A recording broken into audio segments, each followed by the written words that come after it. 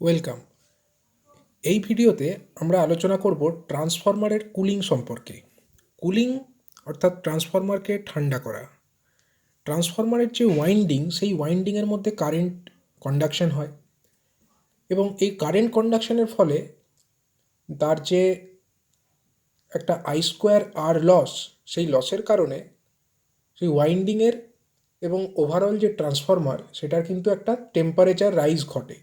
এবার এই টেম্পারেচার রাইজটাকে একটা উইদিন পারমিসিবল লিমিট যদি রাখতে হয় বা একটা নির্দিষ্ট রেঞ্জের মধ্যে যদি রাখতে হয়, তাহলে সেই মিডিয়ামকে অর্থাৎ যে ওয়াইন্ডিং এবং তার সঙ্গে যাবতীয় ট্রান্সফরমারের পার্টসকে যদি নির্দিষ্ট তাপমাত্রার মধ্যে রাখতে হয়, তার জন্য কুলিং মিডিয়াম কিছু ব্যবস্থা করতে হবে বা কুলিং অ্যারেঞ্জমেন্ট কিছু করতে হবে। তো সেই যে কুলিং মিডিয়াম বা কুল্যান্ট, যেটা ট্রান্সফরমারকে ঠান্ডা রাখার কাজে বা কুলিং পারপাসে ব্যবহার করা হয়, মূলত দুটো মিডিয়াম, একটা হচ্ছে এয়ার এবং অয়েল। এবার যে সমস্ত ট্রান্সফরমারে এয়ার মিডিয়াম কুল্যান্ট হিসাবে ব্যবহৃত হয়, সে সমস্ত ট্রান্সফরমারকে বলা হয় ড্রাই টাইপ ট্রান্সফরমার, এবং যে সমস্ত ট্রান্সফরমারে কুল্যান্ট হিসাবে আমরা ব্যবহার করি অয়েলকে, সেই সমস্ত ট্রান্সফরমারকে আমরা অয়েল ইমার্সড ট্রান্সফরমার বলে থাকি। তো যে ড্রাই টাইপ যে ট্রান্সফরমার হয়, সেখানে কিন্তু কোনো অয়েল থাকে না, কোনো ট্রান্সফরমার অয়েল কিন্তু সেখানে থাকে না, এবং সে সমস্ত যে ট্রান্সফরমার অর্থাৎ ড্রাই টাইপ ট্রান্সফরমার, সেখানে যে হিট উৎপন্ন হয় কন্ডাক্টরগুলোতে এবং কোরে যে হিট উৎপন্ন হয়, সেই হিটটা কিন্তু outer surface of the winding, মানে যে যে ওয়াইন্ডিং আছে তার যে যে বাইরের দিককার যে সারফেস, সেখান দিয়েই কিন্তু সারাউন্ডিং যে বাতাস, সেখানে রেডিয়েশন পদ্ধতি এবং যে কনভেকশন পদ্ধতি, এই মূলত দুই পদ্ধতিতে সেই তাপ বিকিরণ হয়ে যায় এবং ট্রান্সফরমারের যে তাপমাত্রা সেটা সুনির্দিষ্ট রেঞ্জের মধ্যে বজায় থাকে। এবার আমরা আলোচনা করব বিশদে যে বিভিন্ন যে পদ্ধতিগুলো আছে ট্রান্সফরমারের কুলিং সেই সম্পর্কে। তো প্রথমে আমরা দেখে নেব যে এই যে ট্রান্সফরমারের কুলিং, সেটাকে আমরা কিভাবে ক্যাটাগরাইজ করতে পারি। প্রথমত কুলিংকে আমরা দুটি লেটার দ্বারা ডিনোট করে থাকি। তার মধ্যে যে প্রথম লেটার, সেই লেটারটা দিয়ে আমরা বুঝিয়ে থাকি ট্রান্সফরমারের যে কুলিং মিডিয়াম, সেটাকে মানে মিডিয়াম অফ কুলিং, এটা হচ্ছে প্রথম লেটারটা দিয়ে বোঝায়। এবং যে দ্বিতীয় লেটার বা অক্ষর, সেটার মাধ্যমে আমরা বুঝিয়ে থাকি the type of the circulation employed, মানে এই যে কুলিং মিডিয়াম, সেই কুলিং মিডিয়ামকে আমরা কিভাবে সার্কুলেটেড করছি সেইটাকে আমরা বোঝাচ্ছি যে দ্বিতীয় নাম্বার লেটার সেইটার সাহায্যে, অর্থাৎ the type of circulation employed. এবার যে প্রথম লেটার অর্থাৎ যে মিডিয়াম অফ কুলিং, মানে সেখানে যে কুলিং মিডিয়াম বা কুল্যান্ট ব্যবহার করা হচ্ছে, তাদের জন্য কিছু সুনির্দিষ্ট সিম্বল স্ট্যান্ডার্ডাইজ করা আছে, এবং সেই সিম্বল এবং তার সঙ্গে যে কুল্যান্ট, সেগুলির নামগুলো হচ্ছে এয়ার। যদি এয়ার কুল্যান্ট হিসাবে ব্যবহৃত হয়, তাকে আমরা ডিনোট করব ক্যাপিটাল এ দিয়ে, এ স্ট্যান্ডস ফর এয়ার। গ্যাস যদি ব্যবহৃত হয় তাহলে জি, যদি সিনথেটিক অয়েল ব্যবহৃত হয় তাহলে এল, যদি মিনারেল অয়েল ব্যবহৃত হয় তাহলে ও, এবং যদি সলিড ইনসুলেশন ব্যবহৃত হয় তাহলে এস, এবং যদি ওয়াটার ব্যবহৃত হয় তাহলে ক্যাপিটাল ডাব্লু। অর্থাৎ যে কুল্যান্ট, তার যে নাম বা কুল্যান্টের যে টাইপ বা মিডিয়াম, সেই অনুযায়ী কিন্তু আমরা এই মিডিয়ামগুলোর একটা নামকরণ করে ফেললাম। এগুলো হচ্ছে স্ট্যান্ডার্ড প্রসিডিওর অফ নেমিং। এবং যে দ্বিতীয় যে নাম, যে লেটারটা, সেটা ডিনোট করছে the type of the circulation used. মানে দু ধরনের এটা হতে পারে, যে ধরনের, যার মাধ্যমে আমরা সার্কুলেট করছি কুল্যান্টকে, সেইটাকে আমরা দুটো ক্যাটাগরিতে ডিভাইড করতে পারি। এবং সেই দুটি ক্যাটাগরি কী কী? দুটি ক্যাটাগরি হচ্ছে, যদি আমরা ওটাকে ন্যাচারালি করি তাহলে সেটাকে আমরা ডিনোট করব ক্যাপিটাল এন অক্ষর দ্বারা, এবং যদি ওটাকে আমরা ফোর্সড করি, মানে কুল্যান্টকে যদি আমরা ফোর্সফুলি সার্কুলেট করাই, তাহলে সেই পদ্ধতিটিকে আমরা বলবো ফোর্সড সার্কুলেশন, এবং তাকে ডিনোট করা হবে ক্যাপিটাল এফ দ্বারা। এবার যে ড্রাই টাইপ ট্রান্সফরমারের যে কুলিং মেথডোলজি, তাকে আমরা দুটো ক্যাটাগরিতে ভাগ করতে পারি। ড্রাই টাইপ ট্রান্সফরমারের ক্ষেত্রে দু ধরনের কুলিং হতে পারে, এবং সেখানে কুল্যান্ট হিসাবে কি ব্যবহৃত হয়? ড্রাই টাইপ যেহেতু ট্রান্সফরমার, সেখানে তো কোনো অয়েল থাকছে না, সুতরাং কুল্যান্ট হিসাবে ব্যবহৃত হচ্ছে কেবলমাত্র এয়ার। তো এয়ারকে কুল্যান্ট হিসাবে ব্যবহার করে ড্রাই টাইপ যে ট্রান্সফরমার, তার কুলিং মেথডোলজি দু ধরনের হতে পারে। একটা হচ্ছে এয়ার ন্যাচারাল, তাকে আমরা ডিনোট করব এ এন। দেখো, প্রথম অক্ষরটি হচ্ছে এয়ার, তার জন্য এ, এবং ন্যাচারাল তার জন্য এন। তার জন্য এটাকে আমরা ডিনোট করছি এয়ার ন্যাচারাল দ্বারা। এবার এয়ার ন্যাচারাল যে মেথড, সেখানে যে অ্যাম্বিয়েন্ট এয়ার মানে পারিপার্শ্বিক যে এয়ার, সেটাই কিন্তু কুল্যান্ট হিসাবে বা কুলিং মিডিয়াম হিসাবে কাজ করছে। এবার ন্যাচারাল সার্কুলেশন যে এয়ারের হয় মানে বাতাসের যে স্বাভাবিক যে সঞ্চালন, সেই পদ্ধতি বা সেই ধর্মকে কাজে লাগিয়েই যে কুলিং করা হয়, সেটাকে আমরা এয়ার ন্যাচারাল কুলিং বলে থাকি। মানে যে ওয়াইন্ডিং ড্রাই টাইপ ট্রান্সফরমারের থাকে, সেটার মধ্যে যখন কারেন্ট ফ্লো করে সেই ওয়াইন্ডিংটা গরম হয়, এবং যে গরম হওয়ার ফলে যে তাপ উৎপন্ন হয়, সেই তাপটা বাতাসের যে স্বাভাবিক সঞ্চালন তার মাধ্যমেই বাতাসে বিকিরিত হয়ে যায়, এবং তার ফলে যে ওয়াইন্ডিং এবং তার সঙ্গে যে রিলেটেড ট্রান্সফরমারের অন্যান্য পার্টস, সেগুলোর তাপমাত্রা একটা সুনির্দিষ্ট লেভেলের মধ্যে মেনটেন থাকে, এবং এই পদ্ধতিটিকে আমরা বলে থাকি এয়ার ন্যাচারাল পদ্ধতি। এবং এই যে এয়ার ন্যাচারাল পদ্ধতি, এটা কিন্তু খুব বড় রেটিংয়ের ট্রান্সফরমার ক্ষেত্রে অ্যাপ্লিকেবল নয়। কেবলমাত্র এটা হচ্ছে ছোটো যে রেটিংয়ের ট্রান্সফরমার, সেক্ষেত্রেই মূলত এটার ব্যবহার লক্ষ্য করা যায়। অবশ্য যদি খুব হাই কোয়ালিটি বা কোনো বেশি বেশি টেম্পারেচার উইথস্ট্যান্ড করতে পারে এরকম কোনো ইনসুলেটিং মিডিয়ামকে যদি ওই ট্রান্সফরমার ড্রাই টাইপ ট্রান্সফরমার বানানোর কাজে ব্যবহার করা হয়, যেমন যদি ক্লাস সি টাইপ ইনসুলেশন, এটা কিন্তু খুব হাই ক্লাস ইনসুলেশন, আমরা পরে ইনসুলেশনের ক্যাটাগরিগুলি পড়ব। তো যদি সি ক্লাস ইনসুলেশন ব্যবহার করে ট্রান্সফরমার ডিজাইন করা হয় এই ড্রাই টাইপ ট্রান্সফরমার, সেক্ষেত্রে কিন্তু এই যে এয়ার ন্যাচারাল কুলিং মেথড, সেই মেথড ব্যবহার করে আপ টু 1.5 MVA রেটিং পর্যন্ত ট্রান্সফরমার ডিজাইন করা যেতে পারে। এরপরে যে দ্বিতীয় method of cooling for dry type transformer, সেটা হচ্ছে এয়ার ব্লাস্ট কুলিং। তো এয়ার ব্লাস্ট কুলিং মেথডে কি হয়, এখানে একটা ফোর্সফুলি এয়ারকে সার্কুলেট করা হয়, মানে এয়ারের একটা ব্লাস্টকে ফ্লো করানো হয়। এবং আগের মেথডটায় যেখানে এয়ার ন্যাচারালি সার্কুলেটেড হচ্ছিল, এখানে কিন্তু এয়ারকে ফোর্সফুলি সার্কুলেটেড করা হচ্ছে, তার জন্যই এটাকে এয়ার ব্লাস্ট মেথড বলা হচ্ছে। এবং এয়ার ব্লাস্ট মেথড অবশ্যই more effective than air natural method, কারণ এখানে আমরা এয়ারকে ফোর্সফুলি সার্কুলেট করাচ্ছি। তো এই ধরনের মেথড ব্যবহার করে যে ড্রাই টাইপ ট্রান্সফরমার আমরা নির্মাণ করতে পারি বা ডিজাইন করতে পারি, তার রেটিং কিন্তু যে এয়ার ন্যাচারাল মেথডের সাহায্যে যে ট্রান্সফরমার চলছে তার থেকে বেশি হবে। এবার আমরা আসব যে অয়েল ইমার্সড টাইপ যে ট্রান্সফরমার, যেখানে ট্রান্সফরমার অয়েল ব্যবহার করে কুলিং করা হচ্ছে, সেই ধরনের ট্রান্সফরমারের ক্ষেত্রে কি কি ধরনের কুলিং মেথডোলজি ইউজ করা যেতে পারে। প্রথমে আমরা আসব 1 নাম্বার মেথড, যেটা সেটা হচ্ছে অয়েল ন্যাচারাল। অয়েল ন্যাচারালকে আমরা ডিনোট করি ON, ও stands for oil, and natural মানে হচ্ছে, ন্যাচারালটাকে ডিনোট করা হচ্ছে এই N নামক লেটারটি দিয়ে। এবার আমরা তো এয়ারকে সার্কুলেটিং মিডিয়াম হিসাবে ইউজ করে বা কুলিং মিডিয়াম হিসাবে ইউজ করে ড্রাই টাইপ ট্রান্সফরমারের ডিজাইন অলরেডি আলোচনা করলাম, কিন্তু এয়ারকে ব্যবহার না করে এখানে অয়েল যে ব্যবহার করা হচ্ছে, এর কারণ কি? অয়েল ব্যবহার করার কিছু নিশ্চয়ই অ্যাডভান্টেজ আছে। অয়েল ব্যবহার করে আমরা যে সুবিধাটা পাচ্ছি, এটা হচ্ছে যে অয়েলের থার্মাল কন্ডাক্টিভিটি, এটা কিন্তু এয়ারের থেকে বেশি। মানে এয়ারের যে তাপ পরিবহন ক্ষমতা, তার থেকে কিন্তু যে অয়েল, সেটা বেশি পরিমাণে বা বেশি ভালোভাবে তাপকে পরিবহন করতে পারে। তার জন্যই বলা হচ্ছে it's a better conductor of heat than air. এবং যে দ্বিতীয় পয়েন্ট, সেটা লক্ষ্য করো, it has high coefficient of volume expansion with temperature.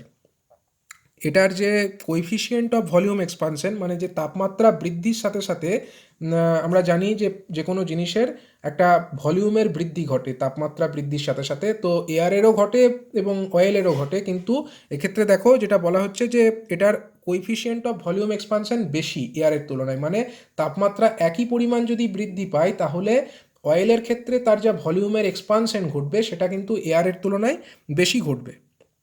এবং substantial circulation is easily obtained, এবং যে circulation of air that is easily obtained on account of the thermal head produced due to the convection, so long as cooling ducts in the core and the windings are not unduly restricted। মানে হচ্ছে যেহেতু এক্ষেত্রে volume expansion better হচ্ছে oil medium যদি আমরা use করি, তো সেক্ষেত্রে একটা যেহেতু ভলিউমের এক্সপানশন হচ্ছে, যে জায়গায় তাপমাত্রা বেশি সেখান থেকে সহজেই কিন্তু অয়েলটা এক্সপ্যান্ড করে চলে যাচ্ছে বা ফ্লো করে যাচ্ছে কোন জায়গায়, যেখানে তাপমাত্রা কম। এই যে বেশি তাপমাত্রাযুক্ত জায়গা এবং যে কম তাপমাত্রাযুক্ত জায়গা, সেই দুটোর মধ্যে যে তাপমাত্রার পার্থক্য, সেটাকেই কিন্তু বলা হচ্ছে থার্মাল হেড। মানে এই যে থার্মাল হেডটা প্রডিউস হচ্ছে, এটা কিন্তু ন্যাচারালি হচ্ছে, কারণ এক জায়গায় তাপমাত্রা বেশি উৎপন্ন হচ্ছে, অন্য জায়গায় মানে যে জায়গায় তাপ উৎপন্ন হচ্ছে সেই জায়গাকার তাপমাত্রা বেশি হচ্ছে স্বাভাবিকভাবেই, এবং অন্য জায়গায় যেখানে তাপ উৎপন্ন হচ্ছে না সেই জায়গায় তাপমাত্রা কম। এবং এই জন্য যে একটা থার্মাল হেড তৈরি হচ্ছে, এটা সম্পূর্ণভাবে ন্যাচারাল থার্মাল হেড। এবং বেশ কিছু অয়েল ডাক্ট থাকে ট্রান্সফরমারের যে ওয়াইন্ডিং এবং কোর, সেখানে সেই অয়েল ডাক্টগুলির মধ্যে দিয়েই কিন্তু অয়েলটা ইজিলি সার্কুলেটেড হতে পারে। এবার ওই যে অয়েল ডাক্ট, সেগুলো যদি প্রপারলি ফাংশন করে, খুব সহজেই কিন্তু অয়েল তার যে থার্মাল এক্সপানশন প্রপার্টি, সেটাকে ইউজ করে যে জায়গায় তাপমাত্রা বেশি সেই জায়গা থেকে যে জায়গায় তাপমাত্রা কম সেই জায়গায় ছড়িয়ে পড়তে পারবে। এবং এইভাবে কিন্তু সমস্ত ট্রান্সফরমারটার মধ্যে একটা টেম্পারেচার ব্যালেন্স মেনটেন করে রাখতে পারবে। এবার এই অয়েল ইমার্সড টাইপ যে ট্রান্সফরমার, সেই ধরনের ট্রান্সফরমারের ক্ষেত্রে দেখা গেছে যে আপ টু 30 kVA রেটিং পর্যন্ত, মানে 30 kVA রেটিং পর্যন্ত যদি ট্রান্সফরমারের রেটিং হয়, সেই সমস্ত ট্রান্সফরমারের ক্ষেত্রে কিন্তু মানে প্লেন যে ট্যাঙ্ক সেইটা ব্যবহার করা হয়। মানে ট্রান্সফরমারের যে কোর এবং যে ওয়াইন্ডিং, সেইটাকে একটা ট্যাঙ্কের মধ্যে রাখা হয়। এবার সেই যে ট্যাঙ্ক, সেই ট্যাঙ্কের যে সারফেস, সেইটার মাধ্যমেই অ্যাকচুয়ালি টেম্পারেচার যে তাপটা, সেটা পারিপার্শ্বিক এরিয়ার মধ্যে বিকিরিত হয়ে পড়ে। এবার আমরা যদি প্লেন অয়েল ট্যাঙ্ক ব্যবহার করি, অর্থাৎ কোনো রকম আর কোনো এক্সটার্নাল কিছু না লাগিয়ে কেবলমাত্র একটা রেক্ট্যাঙ্গুলার শেপের প্লেন অয়েল ট্যাঙ্ক যদি আমরা ইউজ করি, সেই ট্যাঙ্ক ব্যবহার করে আপ টু 30 kVA রেটিং পর্যন্ত ট্রান্সফরমার ডিজাইন করা যেতে পারে। কিন্তু যদি ট্রান্সফরমারের রেটিং 30 kVA থেকে বেশি হয় এবং যদি আমরা oil immersed type transformer use করি, তো সেক্ষেত্রে কিন্তু আমাদেরকে ফিন টিউব রেডিয়েটার ট্যাঙ্ক, করুগেশন, এই সমস্ত অ্যারেঞ্জমেন্ট প্রোভাইড করতে হবে। তো আমরা সকলেই জানি যে ট্রান্সফরমারের যদি আমরা একটা স্ট্রাকচার দেখি, সেখানে কিন্তু মানে বেশি রেটিংয়ের যে ট্রান্সফরমার, মানে গ্রেটার দ্যান 30 kVA রেটিংয়ের যে ট্রান্সফরমার, তাতে কিন্তু মেন ট্যাঙ্ক থাকে এবং তার সাথে সাথে কিন্তু রেডিয়েটারও থাকে। মানে এখানে একটা বেসিক ডায়াগ্রাম একটা দেখতে পাচ্ছ। এক্ষেত্রে এই যে রেক্ট্যাঙ্গুলার বক্সের মতো অংশটা, এইটার মাধ্যমে আমরা রেক্ট্যাঙ্গুলার যে ট্যাঙ্ক, মানে ট্রান্সফরমারের যে মেন ট্যাঙ্ক, সেটাকে বোঝাচ্ছি। এবং মেন ট্যাঙ্কের সঙ্গে লক্ষ্য করো, মেন ট্যাঙ্কের মধ্যে একটা ফাউন্ডেশনের ওপরে মাউন্ট করা আছে এই যে শেডেড অংশটা, এটার মাধ্যমে আমরা অ্যাকচুয়ালি কোরটাকে বোঝাচ্ছি। এবং এইখানে যে রেক্ট্যাঙ্গুলার অংশ, এই অংশ এবং এই অংশের মাধ্যমে আমরা অ্যাকচুয়ালি বোঝাচ্ছি ট্রান্সফরমারের যে ওয়াইন্ডিং, সেটাকে আমরা ট্রান্সফরমারের একটা সাইড থেকে যদি দেখি, মানে ট্রান্সফরমারের সাইড ভিউ বলা যেতে পারে এটাকে। এবং আমরা দেখতে পাবো যে এই দিকে যে দুটো পাইপের মাধ্যমে কানেক্টেড আছে একটা রেক্ট্যাঙ্গুলার অংশ, এবং অপর দিকেও একটা পাইপের মাধ্যমে রেক্ট্যাঙ্গুলার অংশের সঙ্গে কানেক্টেড। এবার এই যে ছোট রেক্ট্যাঙ্গেল, এই রেক্ট্যাঙ্গেল এবং এই যে রেক্ট্যাঙ্গেল, এইগুলোকে আমরা বলছি যে রেডিয়েটার। এর কাজ কি? অ্যাকচুয়ালি ট্রান্সফরমারের মধ্যে, এটা অয়েল ইমার্স টাইপ ট্রান্সফরমার, মানে এর ভেতরে কুলিং মিডিয়াম হিসাবে অয়েল আছে।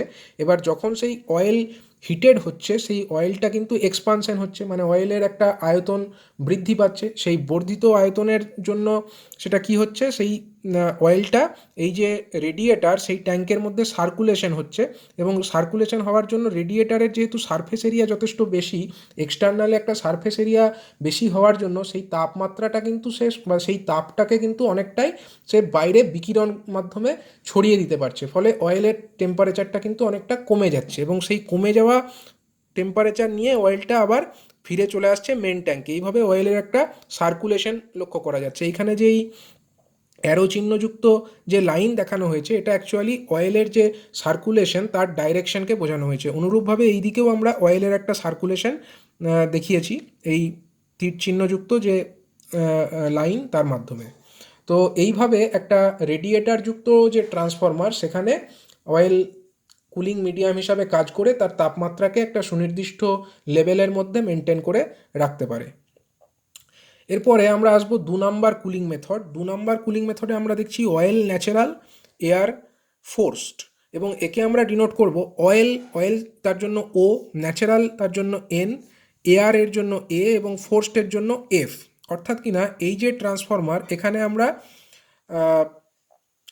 এখানে লক্ষ্য করো, in this method the oil circulating under natural head transfer heat to the tank walls, the transformer tank is made hollow and air is blown through the hollow space to cool the temperature. মানে এই পদ্ধতিতে কি হচ্ছে যে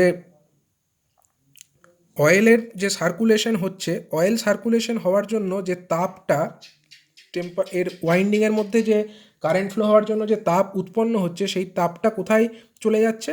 চলে যাচ্ছে ট্যাঙ্কের যে ওয়াল, সেখানে মানে ট্যাঙ্কের যে ওয়াল, এই ওয়ালের মধ্যে কিন্তু তাপটা চলে যাচ্ছে। এবার এই ট্যাঙ্কটাকে বলা হচ্ছে হলো করা হয়, মানে ফাঁকা করে। সেই ফাঁকা ট্যাঙ্কের মধ্যে দিয়ে এয়ার যদি আমরা ব্লো করাই, তাহলে কি হবে? সেটা এই ট্যাঙ্কটাকে ঠান্ডা করে দেবে, এবং ট্যাঙ্কটাকে ঠান্ডা করে দিলেই ওভারঅল যে তাপমাত্রা, সেই তাপমাত্রাটা কমে আসবে। অর্থাৎ কিনা ট্রান্সফরমারের তাপমাত্রাটা একটা লেভেলের মধ্যে থাকবে। কিন্তু ন্যাচারালি যেটা হয়, অ্যাকচুয়ালি ট্রান্সফরমারের ট্যাঙ্কের মধ্যে এই এয়ার ব্লো করা হয় না। অ্যাকচুয়ালি এখানে লক্ষ্য করো, the normal way of cooling the transformer by air blast is to use the radiator banks or corrugation or elliptical tubes separated from the transformer tank and cooled by air blast produced by fan। মানে actually main যে tank, সেখানে কিন্তু এয়ারের blow naturally করা হয় না। এয়ারের ব্লোটা করা হয় main ট্যাঙ্কের সঙ্গে যুক্ত থাকা যে রেডিয়েটার অথবা যে করুগেটেড পোর্শন অথবা যে ইলিপ্টিক্যাল টিউব ইউজ করা হয়, রেডিয়েটারের কাজ করে যেটা, সেইখানে কিন্তু ফ্যানের মাধ্যমে একটা এয়ারের ব্লাস্ট পাস করানো হয়, এবং তারপরে এই যে অংশ, এই অংশগুলোতে যে অয়েল, সেটাকে ফোর্সফুলি বাইরে থেকে এয়ার ব্লাস্ট পাস করিয়ে ঠান্ডা করা হয়, এবং তাতেই আমাদের পারপাসটা সার্ভ হয়ে যায়। এবং এক্ষেত্রে আরেকটা বিষয় লক্ষণীয়, the heat removed from the inner tank wall can be increased 5 to 6 times that dissipated by the natural means, and therefore very large transformer can be cooled by this method। মানে যদি আমরা ন্যাচারালি এই যে main tank, সেটাকে যদি ঠান্ডা হতে দিতাম, এক্ষেত্রে তো আমরা বাইরে থেকে ফোর্সফুলি এয়ার ব্লাস্ট করিয়ে এটাকে ঠান্ডা করছি। তো এক্ষেত্রে এর যে ইনার ট্যাঙ্কের থেকে যে পরিমাণ তাপ আমরা ডিসিপেট করতে পারছি, সেটা হচ্ছে নর্মালি যদি আমরা ঠান্ডা হতে দিতাম তার তুলনায় কিন্তু 5 থেকে 6 গুণ পরিমাণ বেশি তাপ এক্ষেত্রে রেডিয়েট করা সম্ভব হচ্ছে। অর্থাৎ এই ধরনের যে কুলিং মেথড, অর্থাৎ oil natural air forced cooling method, এই কুলিং মেথড কিন্তু খুবই এফেক্টিভ, এবং এই ধরনের কুলিং মেথড খুব বড় সাইজের ট্রান্সফরমারের ক্ষেত্রে কিন্তু ইউজ করা হয়। তৃতীয় মেথড আমরা দেখব অয়েল ন্যাচারাল ওয়াটার ফোর্সড। এটাকে ডিনোট করা হচ্ছে oil natural air water forced. তো লক্ষ্য করো, প্রথম অক্ষরগুলোকে নিয়ে অয়েলের জন্য ও, ন্যাচারালের জন্য এন, ওয়াটারের জন্য ডাব্লিউ এবং ফোর্সডের জন্য এফ। তো এই মেথডে কি করা হয়, এই মেথডে কিছু কপারের কুলিং টিউব থাকে, এবং যে কপারের কুলিং টিউব, সেইগুলোকে ট্রান্সফরমারের কোরের ওপরে কিন্তু অয়েল সারফেসের নিচে এটাকে মাউন্ট করা থাকে। এবং কি করা হয়, এই যে কুলিং টিউব, সেই টিউবগুলির মধ্যে দিয়ে কিন্তু ঠান্ডা জল পাস করানো হয়। ঠান্ডা জল পাস করালে হয় কি, সেই জলটা মধ্যে ঠান্ডা জল কি করে, ওইখানকার যে গরম অংশ, মানে অ্যাকচুয়ালি ট্রান্সফরমার যখন চলছে তখন তার ওয়াইন্ডিং গরম হচ্ছে, এবং ওয়াইন্ডিং গরম হলে সেই তাপ বিকিরণ করছে কাকে না, ট্রান্সফরমার অয়েলকে। এবার ট্রান্সফরমার অয়েল যখন সেই কুলিং টিউবের সংস্পর্শে আসছে, কুলিং টিউবের মধ্যে থাকা যে ঠান্ডা জল থাকার কারণে কি হচ্ছে, ওই ট্রান্সফরমার অয়েলের মধ্যেকার যে তাপ, সেটা এই কুলিং টিউবের মধ্যে থাকা জলের মধ্যে ট্রান্সফার হয়ে যাচ্ছে, এবং এইভাবে কিন্তু ট্রান্সফরমারের যে টেম্পারেচার, সেটাকে একটা লেভেলের মধ্যে মেনটেন করা সম্ভব হচ্ছে। অর্থাৎ এখানে বাইরে থেকে আমরা ওয়াটারকে ফোর্স করছি, এবং সেই বাইরে থেকে ফোর্স করা ওয়াটারটা এখানে কুলিং মিডিয়াম হিসাবে কাজ করছে, এবং যে অয়েলটা ট্রান্সফরমারের মধ্যে থাকা যে অয়েল, সেটাকে কিন্তু কোনো এক্সটার্নাল মিনস তাকে অ্যাপ্লাই করা হচ্ছে না, সেটা তার নর্মাল যে কনভেকশন পদ্ধতি, সেই পদ্ধতিতেই কিন্তু সেটা তার মধ্যেকার তাপকে ওই কুলিং মিডিয়াম হিসাবে ব্যবহার করা, এক্ষেত্রে যে অয়েল সরি কুলিং পারপাসে এখানে যে কুলিং টিউব হিসাবে যে ইউজ করা হচ্ছে সেখানে তার মধ্যে থাকা ওয়াটারকে হিটটা ট্রান্সফার করে দিচ্ছে। অর্থাৎ এখানে অয়েলের সার্কুলেশনটা হচ্ছে ন্যাচারাল ওয়েতে, কিন্তু যে ওয়াটারটাকে বাইরে থেকে এক্সটার্নাল হেড অ্যাপ্লাই করে, ওয়াটার হেড অ্যাপ্লাই করে, মানে বাইরে থেকে বেশি চাপ প্রয়োগ করে ওয়াটারকে ফোর্স করা হচ্ছে। তো তার কারণে এই মেথডটাকে বলা হচ্ছে oil natural water force method. এই মেথডটা খুবই মানে চিপ, অর্থাৎ কিনা এটা কস্ট এফেক্টিভ, কিন্তু যেখানেই এইটা ওয়াটার হেড অ্যাভেলেবেল, মানে যেখানে ন্যাচারাল ওয়াটার হেড অ্যাভেলেবেল আছে সেই সমস্ত সাইটে এই মেথডটা অ্যাপ্লাই করাটা সহজ। কিন্তু এখানে একটা ডিসঅ্যাডভান্টেজ আছে, এই মেথডের একটা ডিসঅ্যাডভান্টেজ আছে। এর কারণ হচ্ছে যে কুলিং টিউব, সেই কুলিং টিউবের মধ্যে কিন্তু জল আছে এবং কুলিং টিউবটাকে এখানে ট্রান্সফরমারের ট্যাঙ্কের ভেতরে প্রবেশ করানো হচ্ছে, এবং কোনো কারণবশত যদি ট্রান্সফরমারের যে কুলিং টিউব ব্যবহার করা হচ্ছে তাতে কোনো লিকেজ হয়, তাহলে কি হবে, তার ফলে ট্রান্সফরমারের কুলিং টিউবের মধ্যে থাকা যে জল, সেই জলটা কিন্তু বাইরে বেরিয়ে আসবে এবং ট্রান্সফরমারের ভেতরকার অয়েলের সঙ্গে মিক্স হয়ে যেতে পারে, এবং এর ফলে কিন্তু ট্রান্সফরমারের অয়েলের যে ডাইইলেকট্রিক প্রপার্টি সেটা কিন্তু বা ডাইইলেকট্রিক যে স্ট্রেংথ সেটা কিন্তু অনেকটা ডিটোরিয়েট করতে পারে, এবং সেটা ট্রান্সফরমারের অয়েলটা এক্ষেত্রে কন্টামিনেটেড হয়ে যেতে পারে। তো সুতরাং এই মেথড ইউজ করতে গেলে খুবই একটা সাবধানতা অবলম্বন অবশ্যই করতে হবে, যাতে করে ওই কুলিং যে টিউব তাতে কোনো রকম কোনো ছিদ্র না থাকে। এরপরে যে 4 নাম্বার মেথড আমরা আলোচনা করব, সেই 4 নাম্বার মেথডটি হচ্ছে ফোর্সড সার্কুলেশন অফ অয়েল। দেখো, ফোর্সড সার্কুলেশন তার মানে এখানে কুলিং মিডিয়ামকে অয়েল, তার জন্য প্রথমে আমরা লিখছি ও, এবং এখানে অয়েলটা কিভাবে সার্কুলেটেড হচ্ছে, ফোর্সফুলি, তো তার জন্য এফ। তো এই মেথডটাকে ও এফ মেথড বলা হয়। তো লার্জ ট্রান্সফরমার, অর্থাৎ যে বড় ট্রান্সফরমার, সেখানে কিন্তু ন্যাচারাল সার্কুলেশন অফ অয়েল, মানে এতক্ষণ পর্যন্ত আমরা যে মেথডগুলি পড়েছি সেখানে অয়েলকে কিন্তু ন্যাচারালি সার্কুলেট হতে দেওয়া হয়েছে, অর্থাৎ কোনো বাইরে থেকে কোনো ফোর্স অ্যাপ্লাই করে অয়েলকে সার্কুলেট কিন্তু করা হয়নি। তো natural circulation of oil method use করে যে সমস্ত মেথড আমরা আলোচনা করেছি এর আগে, সেই মেথডটা কিন্তু খুব বড় রেটিংয়ের ট্রান্সফরমারের জন্য খুব একটা এফেক্টিভ হবে না, এবং সেক্ষেত্রে কিন্তু আরও বেশি পরিমাণ কুলিং পারপাসের জন্য কি করা হয়, সেক্ষেত্রে oil circulated by motor driven pump from the top of the transformer tank to an external cooling plant। মানে অয়েলকে কি করা হয়, একটা মোটর ড্রিভেন পাম্পের মাধ্যমে ট্রান্সফরমারের যে ট্যাঙ্ক সেখান থেকে একটা এক্সটার্নাল কুলিং প্ল্যান্টে পাঠানো হয়। ট্রান্সফরমারের অয়েলকে পাম্প ব্যবহার করে সেই অয়েলকে ট্রান্সফরমারের উপর থেকে নিয়ে সেটাকে একটা হিট এক্সচেঞ্জার অথবা রেফ্রিজারেটরের মধ্যে পাঠানো হয়, যেখানে অয়েলটা ঠান্ডা করা হয়। এবার এই যে ঠান্ডা হওয়া oil, that cold oil that enter into the transformer at the bottom of the tank, মানে সেই ঠান্ডা হওয়া অয়েলটাকে আবার কি করা হয় না, ট্রান্সফরমারের যে ট্যাঙ্ক তার নিচ দিয়ে আবার ট্রান্সফরমারের ভেতরে প্রবেশ করানো হয়। এবার কি ধরনের অয়েল ফোর্সড মেথড আমরা ব্যবহার করছি তার উপরে আবার এর কিছু সাব ডিভিশন আছে। যেমন এই অয়েল ফোর্স টাইপেরই মধ্যে পড়ছে অয়েল ফোর্সড এয়ার ন্যাচারাল। এটা হচ্ছে অয়েল ফোর্সডের একটা সাব ক্যাটাগরি। এই ক্যাটাগরিতে দেখো, oil forced air natural, oil ফোর্সডের জন্য অয়েলের জন্য ও, ফোর্সড এর জন্য এফ, এয়ারের জন্য এ, এবং ন্যাচারালের জন্য এন। তো এই মেথডে কি করা হয়, অয়েলকে সার্কুলেট করা হয় ট্রান্সফরমারের মধ্যে একটা পাম্পের মাধ্যমে, মানে ট্রান্সফরমারের ট্যাঙ্ক থেকে অয়েলকে মোটর ড্রিভেন একটা পাম্পের মাধ্যমে সার্কুলেট করা হয়, এবং যে কুলিং মিডিয়াম একটা থাকছে, মানে কোথায় পাঠানো হবে, এক্সটার্নাল একটা কুলিং প্ল্যান্টে পাঠানো হচ্ছে। এবার সেই যে এক্সটার্নাল কুলিং প্ল্যান্টে বা হিট এক্সচেঞ্জারে পাঠানো হচ্ছে, সেখানে কিন্তু যে অয়েলটা ঠান্ডা হচ্ছে কীভাবে না, ন্যাচারাল সার্কুলেশন অফ এয়ারের মাধ্যমে সেটা ঠান্ডা হচ্ছে। মানে এখানে অয়েলকে আমরা ফোর্সফুলি পাঠাচ্ছি, তার জন্য অয়েল ফোর্সড, কিন্তু সেখানে যে ঠান্ডা হওয়ার কাজটা ঘটছে, সেই ঠান্ডা হওয়ার ব্যাপারটা ঘটছে কিন্তু ন্যাচারাল সার্কুলেশন অফ এয়ারের মাধ্যমে, সেখানে কিন্তু এয়ারকে কোনো রকম ফোর্স করা হচ্ছে না। তো এই মেথডকে এই কারণেই বলা হচ্ছে অয়েল ফোর্সড এয়ার ন্যাচারাল, কিন্তু এই মেথড সাধারণভাবে ব্যবহার করা হয় না। তো কোন মেথডটা মেনলি এক্ষেত্রে ব্যবহার করা হয় সেটা আমরা এবার আলোচনা করব। যে মেথড খুবই পপুলার সেই মেথডটা হচ্ছে অয়েল ফোর্সড এয়ার ফোর্সড। তো এই পদ্ধতিতে লক্ষ্য করো, এখানে একটা ডায়াগ্রাম দেখানো হয়েছে। এখানে আমরা অয়েল ফোর্সডের জন্য প্রাথমিক যখন আলোচনা করেছিলাম, আমরা বলেছিলাম যে ট্রান্সফরমারের যে মেন ট্যাঙ্ক সেখানকার উপর দিক থেকে মোটর ড্রিভেন একটা পাম্পের মাধ্যমে অয়েলকে পাঠানো হয় একটা হিট এক্সচেঞ্জার, বা হিট এক্সচেঞ্জারের মধ্যে পাঠানো হয়। সেখানে কিন্তু ওই অয়েলকে ঠান্ডা করা হয় এবং সেই ঠান্ডা করা যে অয়েল সেটাকে আবার ট্রান্সফরমার ট্যাঙ্কের নিচের দিক দিয়ে ট্রান্সফরমারের ভেতরে প্রবেশ করানো হয়। তো এক্ষেত্রে সেই কাজটি এক্ষেত্রে করা হচ্ছে।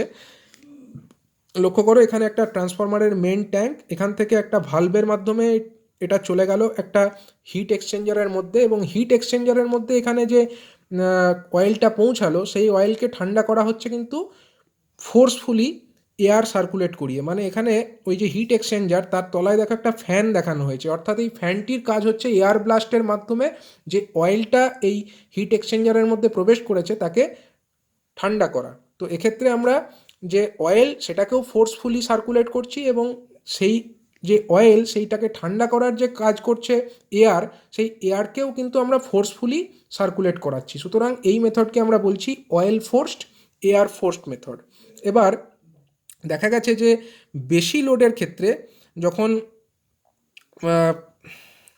মানে যখন কম লোড, যখন ট্রান্সফরমার যখন কম লোডে রান করছে, তখন কিন্তু ট্রান্সফরমারের যে ন্যাচারাল অয়েল সার্কুলেশন এবং ন্যাচারাল এয়ার সার্কুলেশন সেটাই কিন্তু ট্রান্সফরমারের যে টেম্পারেচার তাকে যে সাফিসিয়েন্ট রেঞ্জের মধ্যে রাখতে সমর্থ।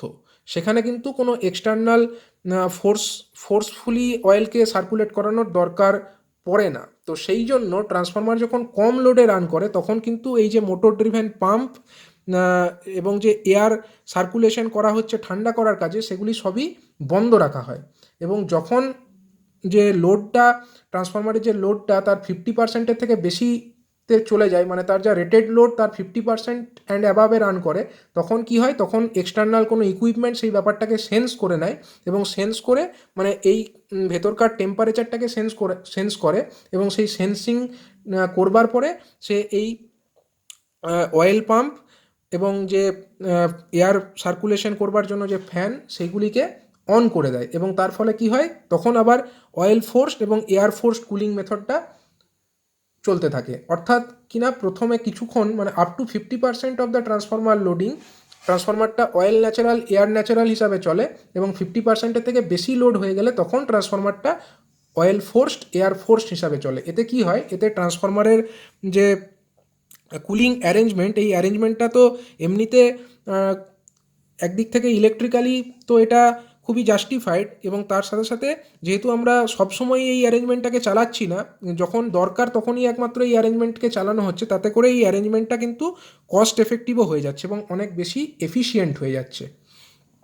এইভাবে যে ফাংশন করছে ট্রান্সফরমার কুলিং মেথড, এটাকে আমরা বলছি অয়েল ফোর্সড এয়ার ফোর্সড বা OFAF মেথড। এরপরে আরেকটি মেথড আছে ট্রান্সফরমার কুলিংয়ের, যেটা হচ্ছে অয়েল ফোর্সডেরই সাব ক্যাটাগরি, 3 নম্বর সাব ক্যাটাগরি। এটাকে বলা হচ্ছে অয়েল ফোর্সড ওয়াটার ফোর্সড। মানে এই মেথডে যে কাজটি করা হয়, এক্ষেত্রে অয়েল ফোর্সড ক্যাটাগরিতে যেটা আমরা জানি, ট্রান্সফরমারের ট্যাঙ্ক থেকে অয়েলকে মোটর ড্রিভেন পাম্পের মাধ্যমে পাঠানো হয় একটা হিট এক্সচেঞ্জারে। তো এই যে oil forced water forced method, এখানে যে হিট এক্সচেঞ্জার, সেখানে যে হিট এক্সচেঞ্জের যে প্রসিডিওর সেটা হচ্ছে মেনলি অয়েল টু ওয়াটার। মানে এখানে ওয়াটার হিট এক্সচেঞ্জারের মধ্যে ওটাকে পাঠানো হচ্ছে, মানে যে হিটেড অয়েল সেটাকে মোটর ড্রিভেন পাম্পের মাধ্যমে একটা হিট এক্সচেঞ্জারে পাঠানো হচ্ছে। কিন্তু এই হিট এক্সচেঞ্জারটা আগেরটাতে যেরকম মানে এয়ার ফোর্সডের ক্ষেত্রে যেটা ছিল, মানে এয়ারকে ফোর্স করা হচ্ছিল, কিন্তু এখানে কুলিং মিডিয়াম হিসাবে কিন্তু এয়ার নেই, এখানে কুলিং মিডিয়াম হিসাবে আছে কিন্তু ওয়াটার। মানে ওয়াটারকে এখানে ফোর্স করা হচ্ছে, অর্থাৎ এটাকে পাঠানো হচ্ছে একটা ওয়াটার হিট এক্সচেঞ্জারের মধ্যে। কিন্তু এক্ষেত্রে একটা জিনিস লক্ষণীয়, যে এক্ষেত্রে কিন্তু যে অয়েলটা সেটার প্রেশারটা কিন্তু বেশি রাখতে হবে ওয়াটারের প্রেশারের থেকে। এতে অয়েলের প্রেশার ওয়াটারের প্রেশারের থেকে বেশি রাখলে সুবিধাটা কি আছে, এতে সুবিধা এটাই, যদি কোনো কারণবশত এখানে যে হিট এক্সচেঞ্জার তাতে কোনো রকম কোনো লিকেজ হয়, তাহলে কিন্তু ওয়াটারটা ওই ট্যাঙ্ক পাইপের মধ্যে প্রবেশ করবে না, বরং অয়েল কিন্তু ওয়াটারের দিকে যাবে। মানে এখানে যেটা লিখেছে দেখো, the pressure of the oil is kept higher than that of water and therefore any leakage that occurs from oil to water. মানে সেখানে কিন্তু যদি কোনো লিকেজ হয় সেটা কিন্তু হবে অয়েল থেকে ওয়াটারের দিকে হবে, মানে ওয়াটার কিন্তু অয়েলের মধ্যে প্রবেশ করবে না। ওয়াটার যদি অয়েলের মধ্যে প্রবেশ করে, সেটা কিন্তু ট্রান্সফরমারের ভেতরে প্রবেশ করলে ট্রান্সফরমারের যে ডাইইলেকট্রিক স্ট্রেংথ তাকে উইকেন করে দিতে পারে, এবং এতে কিন্তু ট্রান্সফরমারের অয়েলের কোয়ালিটি ডিটোরিয়েট করতে পারে। সেই কারণবশত কিন্তু প্রেশার অফ দ্য অয়েল যেটা, সেটাকে ওয়াটারের প্রেশারের থেকে কিন্তু বেশি রাখতে হবে। এবং এবং এই যে অয়েল ফোর্সড এয়ার এবং ওয়াটার ফোর্সড, এই মেথডটা এর আগে আমরা আরেকটি মেথড পড়েছিলাম, অর্থাৎ oil natural water forced method, তার থেকে বেশি ভালো। এর কারণ কি?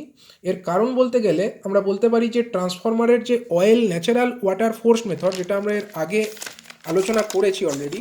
দেখো, এই যে এখানে যে আমরা আলোচনা করেছিলাম ট্রান্সফরমারের কুলিংয়ের একটা method, oil natural water forced method. তো এই ক্ষেত্রে কি হয়েছিল না, ট্রান্সফরমারের ট্যাঙ্কের ভেতরে কিছু ওয়াটার মানে কুলিং পাইপস ছিল বা টিউবস ছিল, তার মধ্যে কিন্তু ওয়াটারকে, কোল্ড ওয়াটারকে পাস করানো হচ্ছিল। এতে কিন্তু ট্রান্সফরমার যে ট্যাঙ্ক, তার সাইজ একদিকে যেরকম বড় হচ্ছিল, অন্যদিকে একটা সম্ভাবনা ছিল যে কোনো কারণবশত যদি লিকেজ হয় তাহলে কিন্তু ওয়াটার ট্রান্সফরমার ট্যাঙ্কের ভেতরে ট্রান্সফরমার অয়েলের সঙ্গে মিক্স আপ হতে পারে। তো এক্ষেত্রে যেহেতু ট্রান্সফরমারের যে অয়েল, সেটাকে কুল করবার জন্য যে ওয়াটার ব্যবহার করা হচ্ছে, সেটা কিন্তু ট্রান্সফরমারের ভেতরে নেই, সেটা কিন্তু আলাদা করে একটা হিট এক্সচেঞ্জার আছে, সেইখানে ব্যবহার করা হচ্ছে। অর্থাৎ ট্রান্সফরমার ট্যাঙ্কের সাইজটা একদিকে যেরকম ছোট রাখা যাচ্ছে, অন্যদিকে ট্রান্সফরমারের অয়েলের মধ্যে বা ট্রান্সফরমারের মধ্যে সরাসরি কিন্তু ওয়াটার প্রবেশ করার যে সম্ভাবনা, সেটা থেকেও অনেকটা মুক্তি পাওয়া যাচ্ছে। সুতরাং অবশ্যই যদি আমরা আলোচনা করি তুলনামূলকভাবে, তাহলে বলা যেতে পারে যে oil forced water forced cooling method, এটা কিন্তু যে oil natural water forced cooling মেথডের থেকে কম্পারেটিভলি বেটার মেথড। এবার সাধারণভাবে দেখা গেছে যে ট্রান্সফরমার 10 MVA পর্যন্ত, এবং তাতে যদি কুলিং রেডিয়েটার সিস্টেম থাকে তাহলে ন্যাচারাল কুলিংই sufficient. Up to 10 MVA rating, সেখানে যদি কুলিং রেডিয়েটার থাকে, ন্যাচারাল কুলিং হচ্ছে সাফিসিয়েন্ট। আর যদি আমরা দেখি forced oil and air circulation, মানে OFAF মেথড, এই মেথডটাই কিন্তু মেনলি ব্যবহার করা হয় ট্রান্সফরমারের রেটিং যদি 30 MVA বা তার থেকে বেশি হয়। তো oil forced air forced method is mainly used for transformer rating 30 MVA and above।